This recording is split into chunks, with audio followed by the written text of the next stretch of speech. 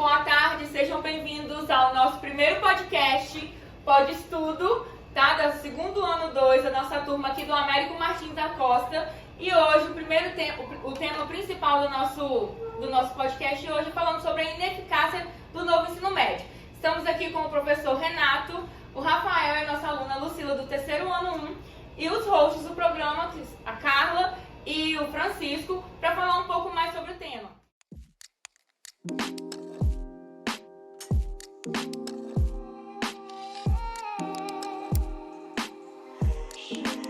Podem falar um pouco de vocês? Bom, meu nome é Renato Dávila Carvalho, eu sou formado na Universidade Federal do Espírito Santo em Geografia e trabalho aqui no Américo Martins da Costa desde o ano de 2019.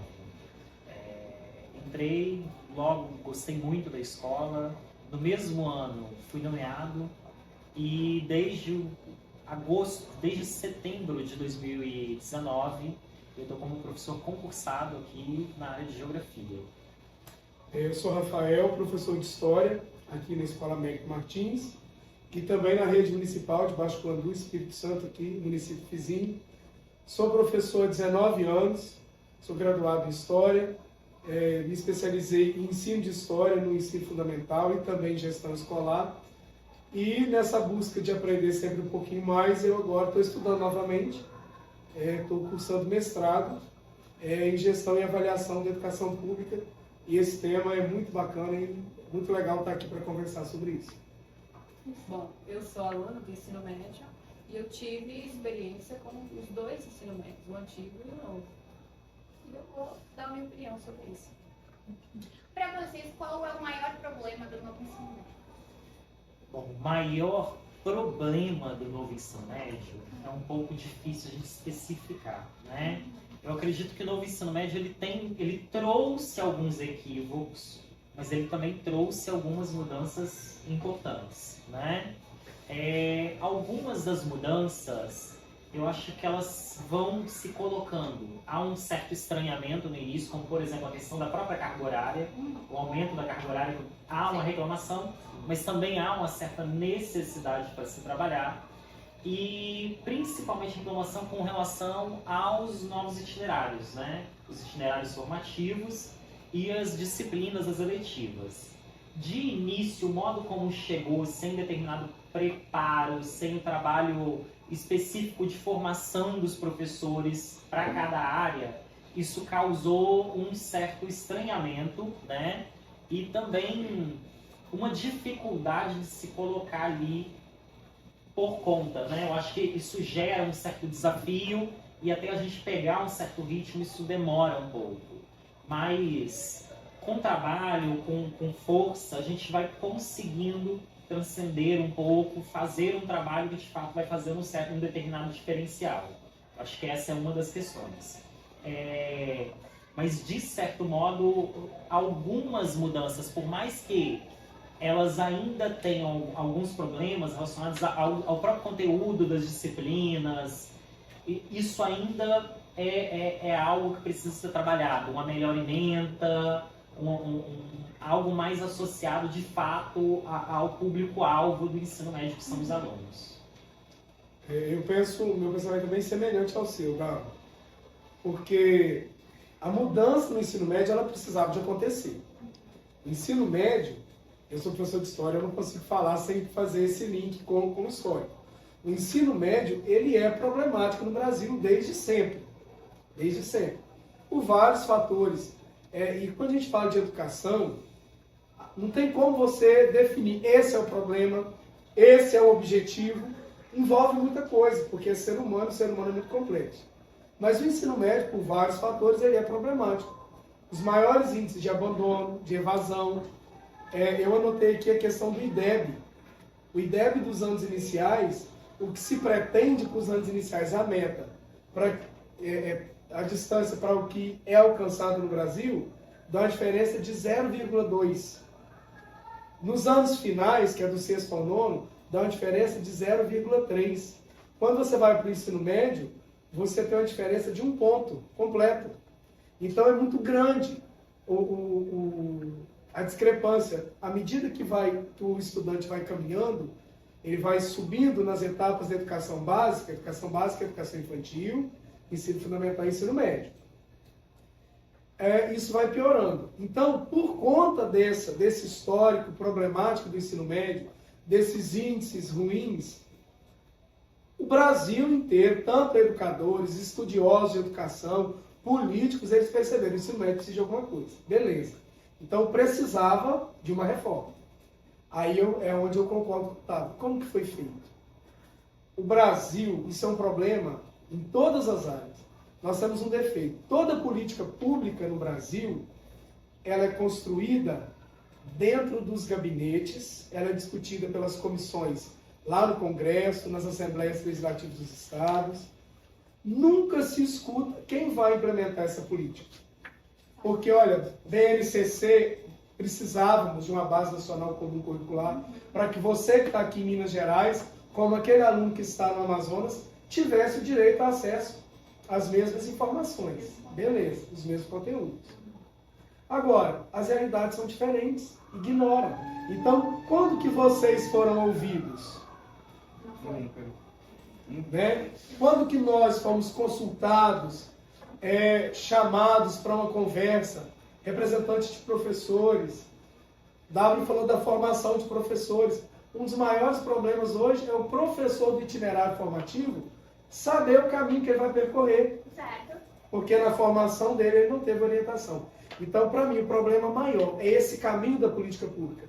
Vem de cima para baixo e ignora as experiências, as vivências de quem é o público-alvo, no caso são vocês, estudantes do ensino médio, e quem vai implementar, que somos nós, professores. Nós que vamos colocar essa política em prática. Então, para mim, é esse caminho, não só do novo ensino médio, repito, como todas as políticas públicas no Brasil, elas seguem um caminho inverso. E aí, quem tem que implementar está de fora do processo e sai apalpando, tateando, procurando um caminho para acertar. São colocados de qualquer forma, sem serem consultados. Isso. De leis, qualquer coisa. Até mesmo uma corte, um verbo, deve ser colocado de qualquer forma. Esse é o problema. E aí entra o que a gente conversava antes de começarmos a gravar. A gente, escola, nós escola, que olhamos com esse olhar profissional, mas também afetivo para os alunos, porque a gente cria vínculo, não adianta. A gente se desdobra tentando diminuir o impacto disso na formação de vocês, pensando no futuro de vocês. Né? E por isso que vocês têm acompanhado, não é só aqui, eu tenho ouvido muita discussão, assistido muitos vídeos de discussões sobre o novo ensino médio, e os anseios dos professores são esses. A gente quer fazer o melhor para o nosso aluno, mas nós estamos precisando primeiro ser orientados para depois fazer o nosso papel melhor. Lucila, como você pegou ambas as partes, o que você tem a falar sobre? Bom, eu concordo com o que o senhor disse, nós não fomos consultados sobre isso. Porque o que pelo menos assim, eu como aluna, eu quero aprender no ensino médio. Eu quero ter uma formação profissional de qualidade, para quando eu sair aqui, igual como é no IFES, você já sai com uma profissão, poderia ter implementado isso, um técnico justamente, e se preparar para vestibular, para o ensino superior, coisa que esse novo ensino médio não traz. Ele não te prepara para o Enem, ele não te prepara para o vestibular. Essas novas matérias não auxiliam nessa parte. Vamos falar em itinerário, que você disse. Qual é a formação que um professor deve ter para que ele desempenhe um bom trabalho sendo professor de itinerário? O que um professor de projeto de vida tem que ter? Essa é uma pergunta que nós gostaríamos de ter resposta e não temos. Obrigada. Não existe uma formação para itinerário formativo. Porque aí você vê o caminho errado da política pública. Precisa-se de professores para essa nova proposta. Então, antes de implementá-la, primeiro eu preciso de ter pessoas formadas, preparadas para isso. Não tem. Ponto. Qual o critério que se define? Com a BNCC, os conhecimentos eles foram agrupados em 4 áreas principais, 4 áreas de conhecimento. Quando eu fiz o ensino fundamental, o ensino médio, nós chamávamos os componentes curriculares de matéria. Quais matérias você estuda? Português, matemática, história, geografia. Depois tiraram esse nome de matéria e passamos a chamar de disciplina. E agora, com a implementação da BNCC, começou a se falar em área de conhecimento. Então, os componentes curriculares que formam cada área de conhecimento, eles foram agrupados. Então, nós temos aí linguagens, matemática, ciências da natureza e ciências humanas. Então, os componentes de formação geral básica, que são aqueles conteúdos tradicionais, português, história, geografia, biologia, ensino médio, ciências, ensino fundamental, eles são chamados de formação geral básica. Para esses conteúdos, há formação. Eu fiz licenciatura em História, você fez em Geografia, a professora de língua portuguesa fez em Letras, e assim foi caminhando. Como não tem formação específica para os itinerários, nós podemos, de acordo com a nossa formação, assumir essas aulas se elas estiverem vinculadas à nossa área de conhecimento.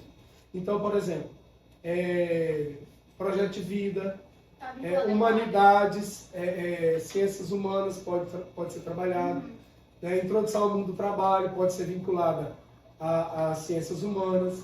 O projeto de vida, eu ouvi de uma analista da nossa regional, ela disse o seguinte: o projeto de vida é a alma do novo ensino médio, né?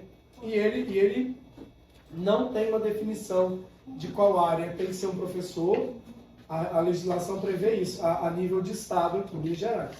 Um professor que tem um perfil para abordar esse itinerário que é mais voltado para as experiências, para a perspectiva de futuro, para objetivos na construção desse planejamento para o futuro, né? Não tem uma área específica. Nós já tivemos aqui na escola professor de ciência da natureza trabalhando, e agora nós temos professor de humanas trabalhando esse componente aí. Então, como não tem formação, nem graduação e nem formação continuada, para que nós de formação geral pudéssemos nos especializar, porque não tem, aí ele é atribuído de acordo com a carga horária do professor daquela área de conhecimento. Fazendo um adendo, além da questão da carga horária do professor, de tudo isso, além da gente não ter um processo de formação continuada, ainda existe um outro problema, que a maneira como ele chegou, esse novo ensino médio, ele chegou e os documentos também demoraram muito para poder ficarem expostos. Por exemplo, no ano passado, com o novo ensino médio, a ementa das disciplinas, como que deveria ser dado, ela chegou para a gente no mês de agosto. Ele foi implementado no mês de fevereiro, chegou no mês de agosto. E nesse processo, o que você faz? Você, através do que é disciplina, através de um documento federal, com algumas informações, os próprios professores se organizavam em grupos de várias escolas, a nível estadual e a nível federal, se organizando, buscando em alguma rede que já tivesse essa ementa preparada, o que seria dado dentro das disciplinas, e distribuindo. Porque os documentos ainda ele foi implementado para depois, de fato, os documentos serem disponibilizados, né? Então, além da questão da formação continuada, então, por exemplo, talvez hoje tenham formações continuadas dentro das áreas. Naquele período de implementação, ainda não havia, né? Então, até hoje, se você for buscar em algumas instituições de formação continuada, pós-graduação dentro das áreas, por exemplo, talvez a maioria das instituições sequer existam algumas das disciplinas que estão dentro do itinerário formativo, né? Ainda não há, de fato, uma logística para poder atender esse público ainda, né? Também é um problema relacionado a isso. E isso impacta, né? Também a relação do que vai ser dado. Porque o próprio professor, ao entrar, ele planeja, mas de acordo com o que vai dando ou não certo, ele também vai tendo que moldar o planejamento inicial, muitas vezes, né? E isso também é um problema. Desde o ano passado, com o surgimento da ementa, isso foi um pouco mais, digamos, mais fácil de você seguir, percorrer o caminho que seria o ideal, né? Então também tem essa relação aí, assim. E é muito interessante, a conversa vai fluindo e você começa a pensar em muitas coisas. O que acontece? Vocês que são alunos do novo ensino médio, aqui na nossa escola, ele não é em tempo integral, né? Mas houve uma ampliação da carga horária. Quando se pensa numa mudança de proposta curricular, que é o que a gente tem do novo ensino médio, você tem que pensar em outras mudanças também. Então, olha só, houve uma ampliação da carga horária. Houve alguma transformação no espaço da escola? Não. É a mesma. Então, por exemplo, se eu tenho a ampliação do tempo, essa política deveria prever também uma transformação do espaço. Por exemplo, nós moramos numa cidade extremamente quente, muito quente. Nós temos alunos que ficam o dia todo na escola, sem um espaço para ter um local para ir trocar de roupa tranquilamente, tomar um banho, para conseguir passar o dia todo numa cidade que essa semana deu 39 graus. Né? E isso não é uma exceção. Outubro e novembro nós vamos viver isso todos os dias praticamente. Então, são detalhes que parecem pequenos. Imagina um menino que passou por educação física, passou por recreio, está suado, está cansado, e esse tempo dele na escola aumenta. Imagina não, gente. Né? Vocês vivenciam. Então, olha só, quando se propõe uma mudança, você tem que pensar em tudo que envolve. Quando o W falou do professor entrar e planejar, a ideia não é de todo ruim. Quando a gente fala de itinerário formativo, ele está inserido, como eu disse, dentro de uma área do conhecimento. E é importante que os itinerários formativos eles se comuniquem com os conteúdos de formação geral Muito bem calculado. daquela área. Eles precisam de se comunicar. Para que isso aconteça, precisa de haver um planejamento do professor. Hoje, é até previsto na nossa Constituição, na LDB, que é a lei, é a Constituição da Educação no Brasil, é a lei de 1996, prevê no mínimo 1/3 da carga horária do professor. Então, para vocês terem uma ideia, para cada aula que a gente ministra para vocês, nós temos 15 minutos de planejamento. Com 15 minutos, eu não consigo construir uma boa prova para vocês, uma atividade avaliativa. Com 15 minutos, eu não consigo montar um material no PowerPoint para dar uma aula bacana para vocês. Então, o tempo de planejamento para o básico é insuficiente. Imagina para eu sentar, professor de História, sentar com o professor de Ciências Humanas e Humanidades, que é um dos itinerários que vocês têm. Imagina o professor de Geografia sentar com pegada hídrica. Que tempo que isso vai acontecer? Porque eu tenho 15 minutos de planejamento por aula.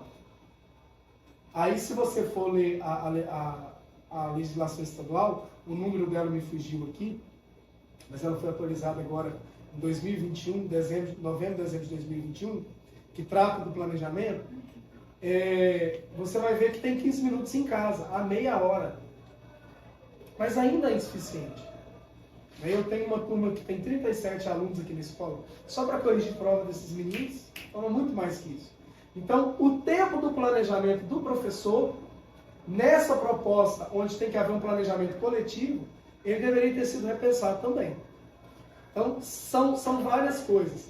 Vocês veem a atuação do professor na sala de aula, mas nos bastidores tem muito mais lacunas que precisam de ser resolvidas do que o aluno que está recebendo ali consegue perceber. Tem muita coisa para ser ajustada nesse processo de implementação do novo ensino médio. Acho que os dois têm ambas consequências, tanto o aluno quanto o professor, porque o professor não tem tempo para formar os trabalhos de provas, corrigir a correção de provas. O aluno, como aumenta os itinerários, também quase não se tem tempo. Aí o que acontece pode ser uma desistência, abusos psicológicos. Isso acarretou em você? Um pouco? Assim, questão psicológica, não, mas eu acho assim, é igual o Renato, o Rafael falaram. tipo assim, tentaram, não planejaram esse ensino médio. Se houvesse planejamento, não estaria do jeito que está, porque faltou uma capacitação dos professores para passar isso para a gente. Porque se eles não são capacitados o suficiente para passar isso para mim, como que eles querem que eu entenda isso? É igual, se eu sou professora de matemática, como é que eu vou lecionar português? É difícil, entendeu? É algo assim muito mal planejado. Falando de uma maneira bem formal, tentaram enfiar algo goela abaixo os professores e alunos. Em relação ao conforto do aluno que o Rafael falou, imagina uma situação de não consegue tomar banho, suar, depois da educação física, como isso acontece? Afeta muito, né? Porque como que você fica das 7 da manhã até geralmente às 4h30 da tarde, que é mais ou menos o horário do integral.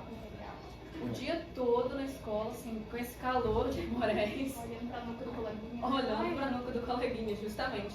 Você chega da educação física na sala, às vezes tem um ventilador quebrado, entendeu? Nossa, Aí sim, só muito piora. médio isso aqui. Não dá, é impossible.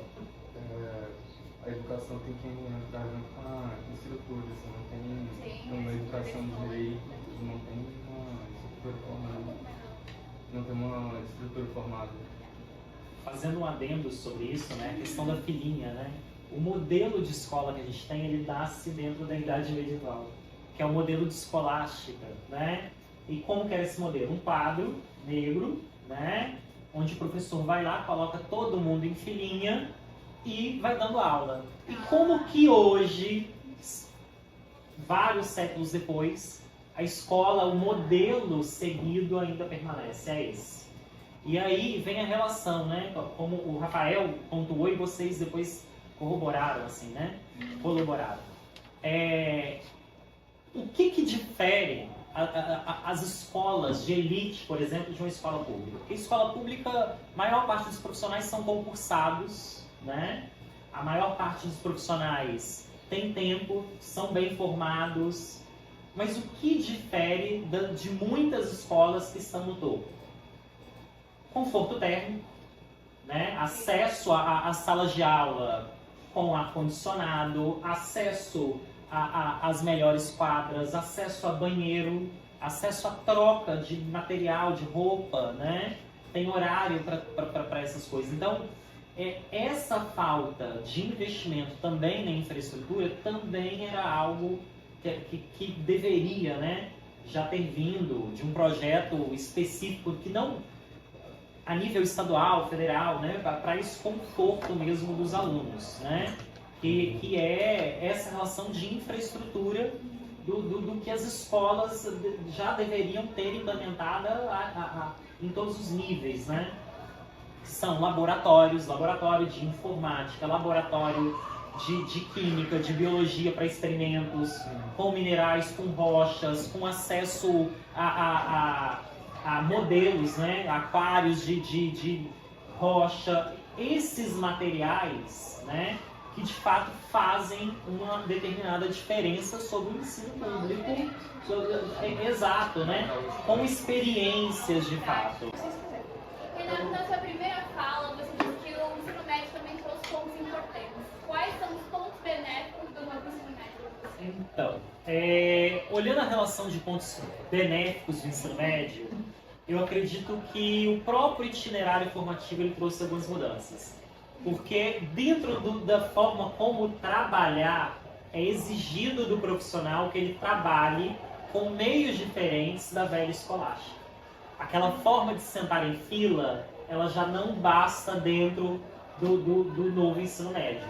Porque a nossa sociedade, esse modelo, ele já não é mais o modelo usual de trabalho, de vivências, de convivências. Então, por exemplo, hoje você tem muito trabalho em home office, você tem muito trabalho em meios digitais, não é mais aquela forma apenas escrita.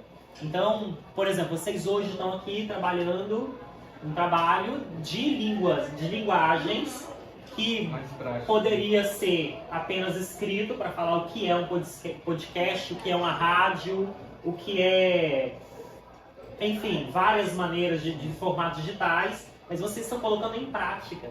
Então, essa exigência da prática escolar sobre esses novos movimentos, sobre como se fazer, né? Agora, a questão não é colocá-los apenas como alunos que vão receber o conhecimento, mas alunos que estão produzindo conhecimento para um outro público, né? Para outros alunos, para a comunidade, sobre as vivências, sobre aquilo que vive. E o ensino médio, o novo ensino médio é isso. É aquilo que vocês hoje estão vivendo.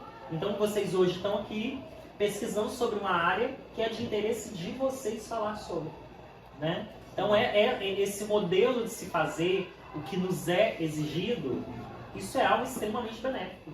Porque a relação do IDEB, né? O IDEB, anos atrás, também não evoluía e tínhamos 5 aulas de português. Diminuiu para 4, não mudou muita coisa, né? Então, talvez não seja a quantidade de aulas de português, mas talvez seja o modo de se trabalhar diferenciado para que chame a atenção dos alunos e dessa forma eles consigam produzir de forma diferenciada do português, do entendimento de novos formatos de texto, de novos formatos de se falar, de maneiras de se expressar. Tudo isso também é um novo ensino médio. Acho que a forma, tipo, algo diferente. A gente estava acostumado a algo padrão e o novo ensino médio pegou muito. Essa é a teoria. Você acha que a gente consegue colocar isso em prática? A maior parte das instituições consegue colocar em prática Essa relação da prática, de fato, é o que pega. Porque isso exige o diferencial de duas coisas. Primeiro, o profissional.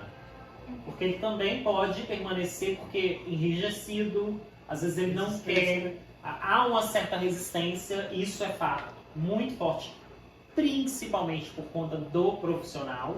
Isso vai ter que ser, vai sendo trabalhado ao longo dos tempos, né?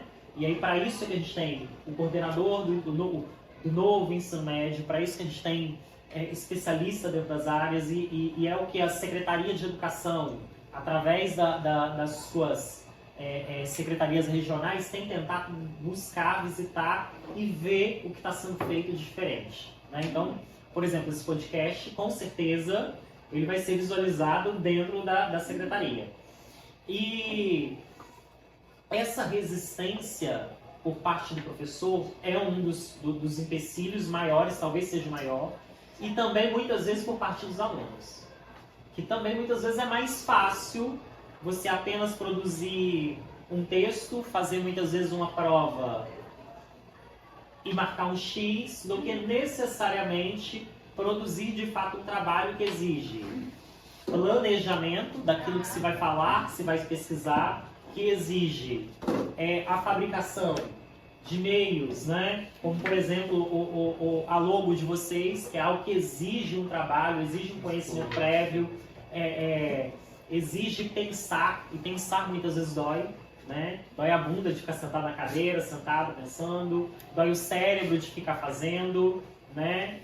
Exige da gente muitas vezes isso. Então você tem as duas partes, né? Mas eu acredito que ainda assim a maior dificuldade seja com relação ao fazer diferente do professor. Então, professores e alunos mais flexíveis para se adequar a esse modelo, né? Exatamente. E entender que a gente está no início. Nós estamos no início da implementação dessa política.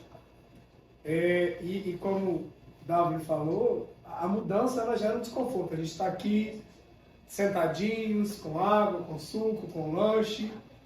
Quando eu levanto, é todo o movimento que eu tenho que fazer. Eu estou numa situação bacana aqui, confortável.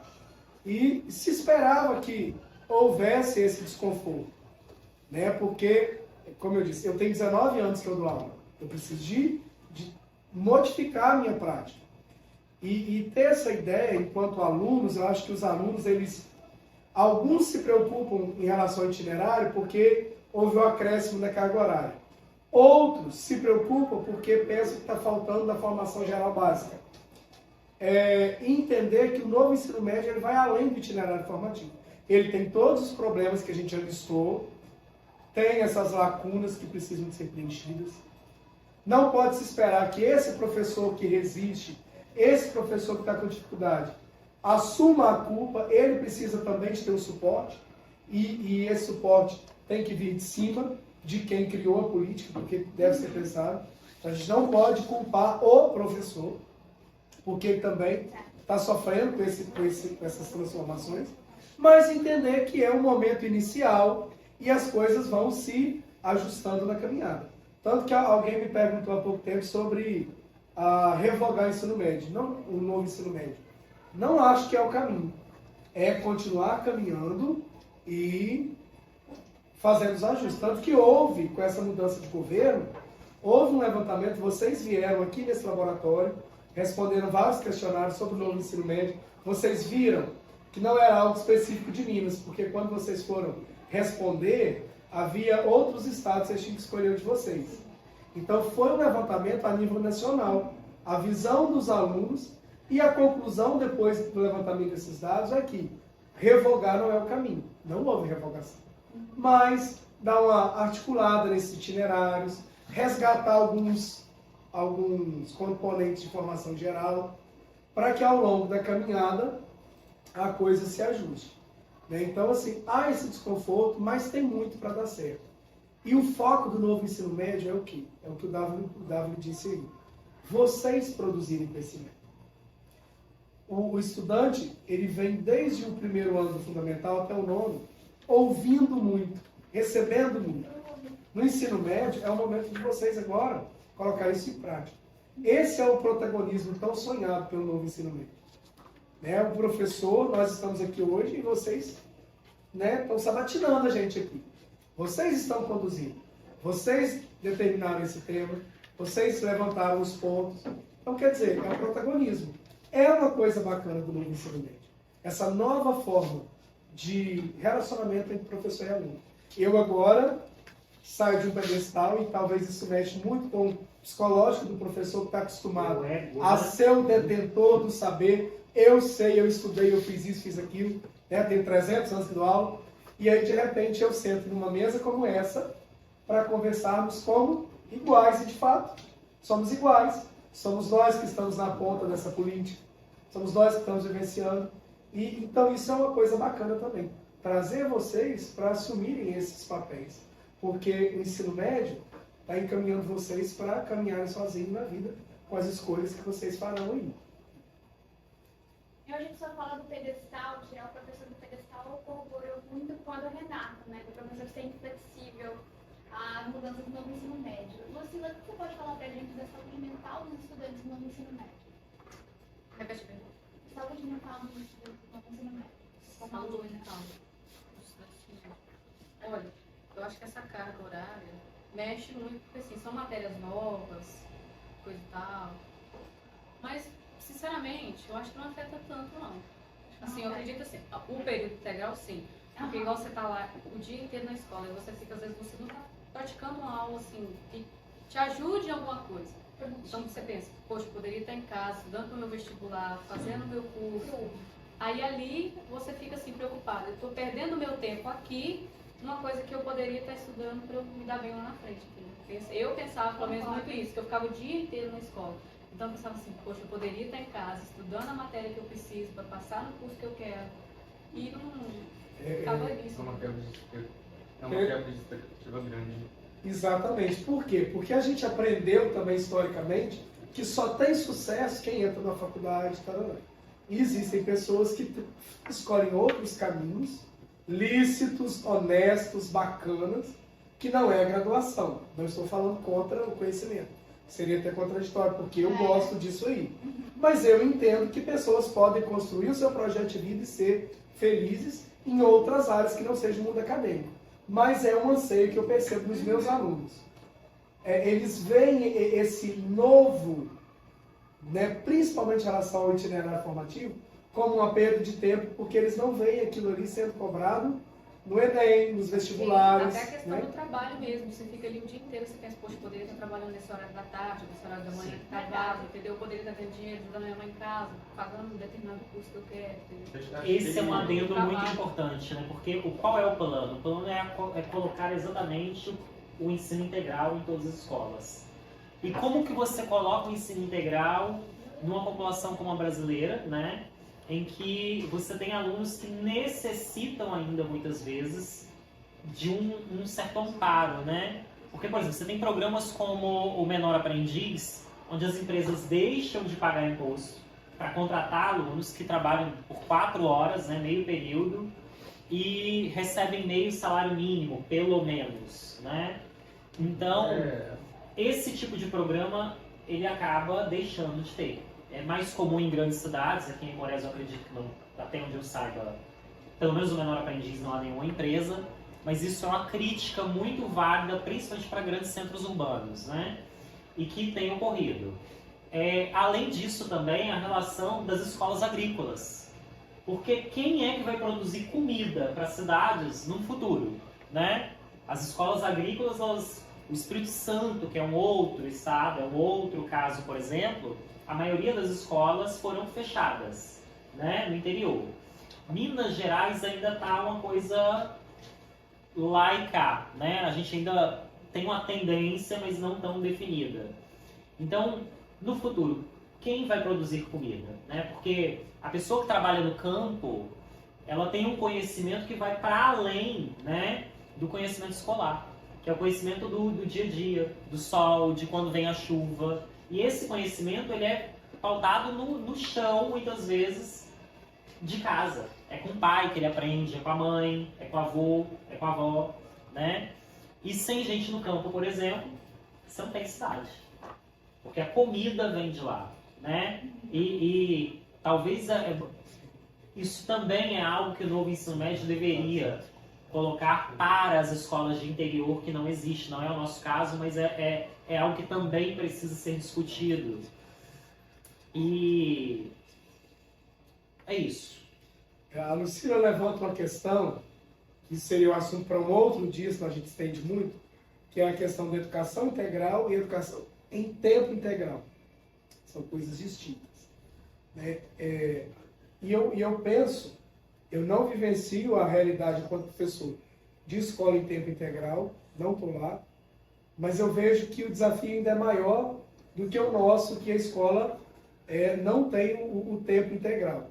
Por conta disso, e eu acredito que nesse tempo, eu acho que a sua pergunta ela faz muito sentido. Porque para alguns afeta sim psicológico. Porque existem alunos que a gente sabe que a qualidade do que vão comer, do que vão vestir, depende desse tempo fora da escola. Então, a escola em tempo integral é tão polêmica, se não for mais, que o novo ensino médio. Mas isso é um assunto para um outro momento.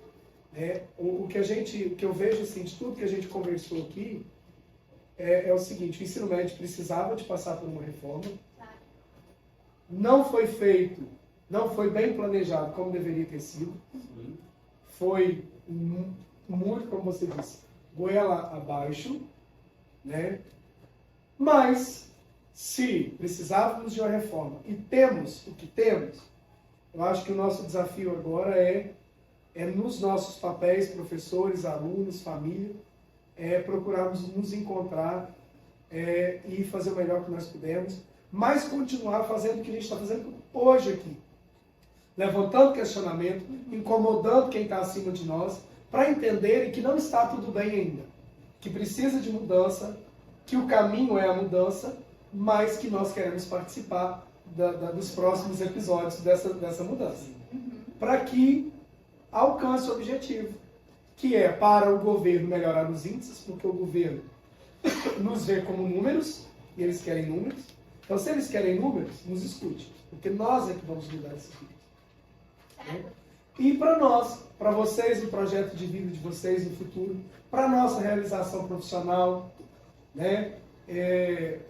Então, eu penso que estamos no caminho, nos adaptarmos, mas não nos acomodarmos. Nos adaptar, mas sempre dando grito, querendo ser ouvidos.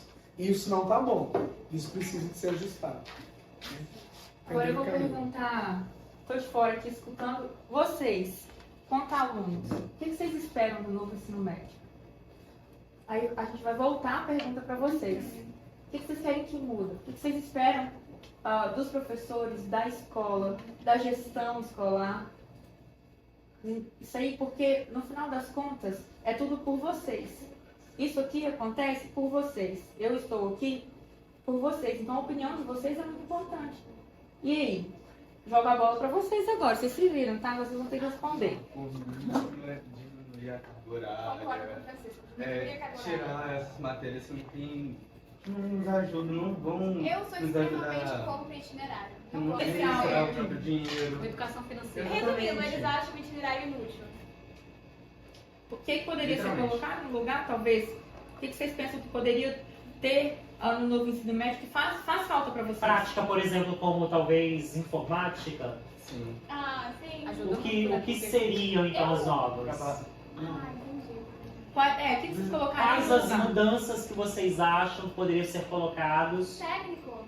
Então, o itinerário coloca técnico. Porque eu Exatamente. acho... Seria integral, então. Sim. Porque eu acho que no itinerário eu tô na escola tendo um tempo improdutivo. Entre fazer nada na escola, eu prefiro fazer nada na minha casa. Tipo, não lacrando, mas eu prefiro ter esse tempo de não fazer nada, ser improdutiva na minha casa, descansando na minha casa. Acho que Na escola. é isso o conceito de quem desistiu É muita coisa. da escola Sim, desse quem ano. desistiu da escola desse ano. Não só esse ano, como no ano passado.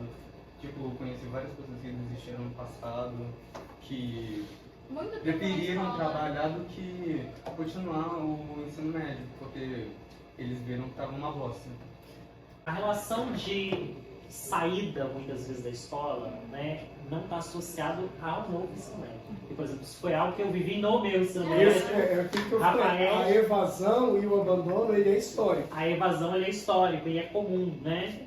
A gente, na sociedade brasileira, para muitas famílias, é muito mais interessante, isso aí foi uma fala do MV1, às vezes, no programa. É muito mais interessante para uma família, às vezes, para uma mãe. As horas. Exato. O filho chegar no fim de semana e trazer o dinheiro de uma feira do que uma nota azul. Aquele dinheiro vai ser muito mais importante naquele momento. E a mãe, por falta muitas vezes de conhecimento, não sabe que o tempo de estudo está relacionado também. Isso é outro fato Tipo, histórico comprovado, ao redor que o dele. tempo de estudo está associado com a melhoria de renda futura da pessoa. Tempo de estudo. Na escola, pelo menos, eu vejo que meu desempenho é melhor em casa do que na escola. Se eu estudar em casa, eu tenho um desempenho melhor do que aqui na escola. Então, meu tempo aqui é todo improdutivo. Mas Praticamente aí, todo. Então, aí a gente tem uma exceção. Porque você tem uma disciplina de estudo. Nem todo mundo teria. Eu ouço e fico tentando encontrar um caminho. E eu vejo que o problema sempre vai bater naquilo ali. A gente não foi ouvido. Se nós pudéssemos, que tem que mudar é fato. Não tem como voltar ao que é. Não tem como. Mas se nós pudéssemos, em vez de pegar um catálogo de itinerários, de arranjos já organizados de cima para baixo, com eletivas que vem no catálogo, você vai escolher algo que alguém pensou. Se nós pudéssemos, na escola, construir eletivas que fossem significativas, talvez a gente teria um envolvimento maior dos alunos e professores. Vamos sentar com essa turma? Olha, nós entendemos que informática é algo que vai contribuir. Então vamos construir a nossa eletiva aqui na escola, a nossa proposta, um novo itinerário, mas construído por nós, com o conhecimento que temos, com as necessidades que nós temos. Olha, a gente precisa de um itinerário em linguagens. A gente percebe que os alunos eles são analfabetos funcionais no ensino médio. Eles leem, mas não interpretam. Eles escrevem, mas só copiam. Eles não conseguem produzir um texto. Eles não conseguem produzir um texto argumentativo, expressando opinião, se posicionando. Então vamos construir um itinerário de produção de texto, talvez, né? Eu acho que fala-se muito em protagonismo, mas não permite que a gente exista. muito Então, elevado. Então, assim, que tenham os itinerários formativos, mas que eles sejam construídos por nós. E eu não tenho dúvida de que a gente tem condições de fazer isso enquanto escola. Enquanto professores, nós temos na rede pública excelentes professores. Os professores com as melhores formações estão na rede pública, porque eles têm que estudar e passar por uma aprovação do concurso. Né? Então, gente com potencial profissional para isso nós temos, alunos excelentes nós temos, mas que estão apagados, nossos alunos estão apagados. Então, eu acho que se nos permitisse esse protagonismo na formulação de propostas. Lógico que a gente faz parte de um sistema. Apresentaríamos isso para a secretaria, porque a gente é autônomo, mas a gente não é independente, né? Com a aprovação. Mas se a gente pudesse formular uma proposta nossa, específica, eu acredito que o envolvimento dos alunos e dos professores seria maior. Eu achei muito interessante quando você falou da conexão dos alunos e professores. Está faltando. Está faltando. Um projeto legal. É isso? Para os professores, agora eu queria perguntar recomendações para os alunos do novo ensino médio. O que vocês fariam no nosso lugar se estivessem na nossa posição de aluno? Bom, é muito difícil definir o que eu faria, assim, né? Mas, basicamente, eu acredito que o ensino médio está implementado. A relação é como articular para poder que essas mudanças sejam feitas de acordo com aquilo que vocês esperam para o ensino médio, né? E aí, é se organizar. Existem grêmios estudantis, a UNE, que é a União Nacional dos Estudantes, que tem feito algum efeito, tem escutado as bases para poder fazer alguma coisa. Buscar, né, a relação de políticas e políticos, do que eles têm feito com relação de propostas para o novo ensino médio, porque existem muitas propostas, mas essas propostas, nem todas as mudanças, e isso ficou claro com o novo ensino médio, são boas, né? E não são também completamente ruins, né? Então, é buscar mesmo ver o que está sendo feito, né? E fazer uma crítica construtiva em cima disso, né? Não é aquela crítica que apenas explode, né? É aquela que vai dar uma explodida, mas vai construir algo novo em cima daquilo que já existe. Vai dar uma melhorada, digamos assim, naquilo que já foi arquitetado antes. Porque que tem necessidade da mudança, fica claro vendo o público brasileiro de como está o ensino médio, né?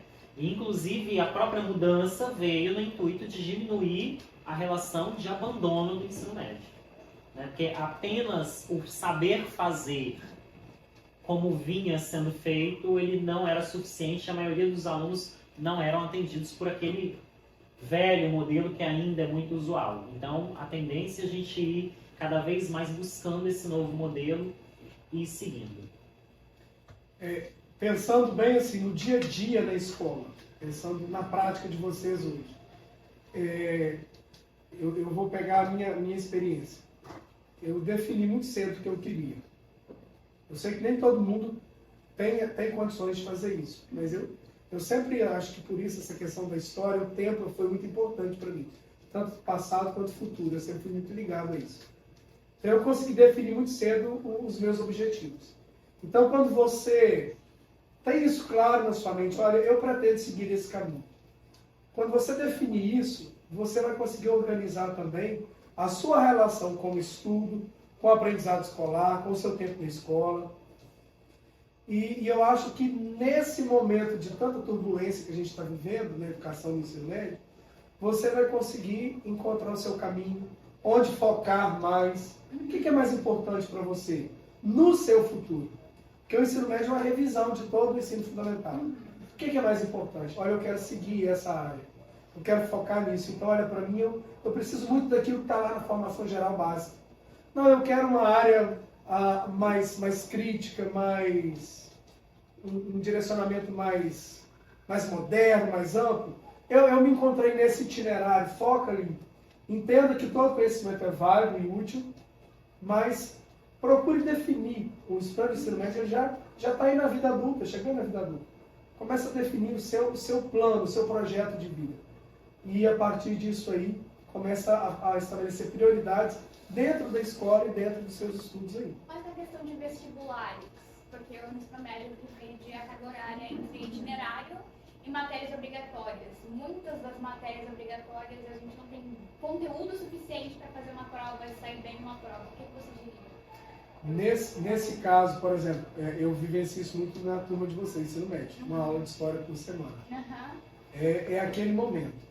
eu sei, eu quero isso vai fazer falta, você tem a liberdade, se não tem, procure construir pontes, seja franco com os professores, de outros itinerários que estão atrelados a isso, que poderiam complementar o que falta lá. Né? E dentro das outras matérias dessa área, ir buscando as informações. Eu tenho uma de história, mas ela caminha junto com geografia, eu puxo um pouco da geografia. Eu vejo dentro da filosofia, da sociologia, se é uma área que vai ter peso na escolha de futuro. Se você pensa no vestibular, você precisa disso aí. Eu acho que tentar fazer essas conexões e levar para o professor. Levar para o professor. Porque nesse momento, para nós professores, o feedback de vocês é muito importante. E feedback não é só reclamação. É falar, professor, olha, eu sinto falta disso, porque isso é importante. E nesse meio, como eu disse, do planejamento, da comunicação entre as áreas do conhecimento, os componentes dentro da mesma área, quando isso chega do aluno para nós, isso tem um peso muito grande na forma com que a gente vai conduzir o nosso fazer em sala de aula. Então, eu acho que, se não tem essa liberdade com todos os professores, criar meios e construir essas pontes. Eu sempre pensei assim, fulano deveria ser acessível até mim. Mas se ele não é, por que não pode ser eu o que vai colocar esse primeiro tijolo na construção dessa ponte? Né? E eu acho que a gente está no momento que o diálogo ele é muito necessário. Para a gente ouvir esses anseios de vocês. E dentro daquilo que nos é permitido ter uma autonomia enquanto professores, a gente usar essa autonomia para atender o anseio de vocês. Porque nós também trabalhamos dentro de uma proposta legal. Mas existe um espaço para a nossa autonomia. E ouvindo isso de vocês, a gente pode construir se não for uma estrada, pelo menos um atalhozinho para sanar os anseios de vocês. Acho que a gente tinha conversado sobre como as escolas são elitizadas, né? Tipo, acho que o novo ensino médio para mim não foi feito para mercado de trabalho, nem nada do tipo. Para mim foi justamente motivar o jovem hoje em dia para não chegar lá em cima, não chegar na faculdade, não chegar em nada. Uma forma, tipo, uma ele está dizendo que o novo ensino médio seria a peneira de cobre das universidades. Né? É isso que ele quis dizer. Porque como a gente não tem o mesmo conteúdo que as escolas particulares ou as escolas federais têm, a gente não tem as mesmas oportunidades também de passar no Enem, no vestibular, de entrar no ensino superior. Eu acho que a preocupação maior do estudante do ensino médio é vestibular e curso superior. Ponto, real. É isso aí. Realidade. E aí a visão que se tem é que somente os conteúdos de formação geral básica que te dão acesso lá. Sim. E nesse turbilhão, talvez a gente não tenha conseguido significar os itinerários, mas eles também têm esse papel de contribuir. Por exemplo, vocês têm um itinerário voltado para a produção de texto para o Enem. Então, assim, tem. Só que desde a Constituição de 88, eu até trouxe aqui, ela fala do desenvolvimento pleno da pessoa. Quando você cita o projeto de vida, uma das propostas que está na Constituição e depois vem na LDB, que é a Lei de Diretrizes Básicas da Educação Nacional, não se pretende uma educação voltada só para isso. Então, isso também é fundamental, a continuidade dos estudos, mas desde a Constituição está o desenvolvimento pleno da pessoa, esse seu lado humano. O projeto de vida, talvez ele não tenha ficado claro ainda para os alunos, mas a função dele é essa, é humanizar o estudante. É te olhar com essa realidade além de alguém que vai seguir curso superior. É dar oportunidade para aquele aluno que não tem essa pretensão, tem outros sonhos, que vai ser tão bem sucedido quanto o outro. E que às vezes carrega um karma por não ter um anseio, uma perspectiva de curso superior, porque não faz parte do projeto dele e ele se vê como uma pessoa pior. Entendeu? Então, os itinerários, eles chegam para todos. Um itinerário vai ser mais útil para você, o outro para o outro colega, mas a gente não tem como ter uma sala para cada aluno. E estando ali, você vai lidar com... É isso que eu havia dito antes. Você precisa de entender suas prioridades e se organizar dentro delas ali e focar, aproveitar todo o saber, porque todo saber é válido, mas focar naquilo que é a sua linha aí que você pretende. Renato, Rafael, muito obrigada por ter participado do podcast. Foi muito bom tê-los aqui. O Silas também. Obrigado, Renato. Obrigado, Rafael. Obrigado, Lucila, por estarem aqui, dando sua opinião sobre o novo ensino médio. Muito obrigado. E encerramos por aqui.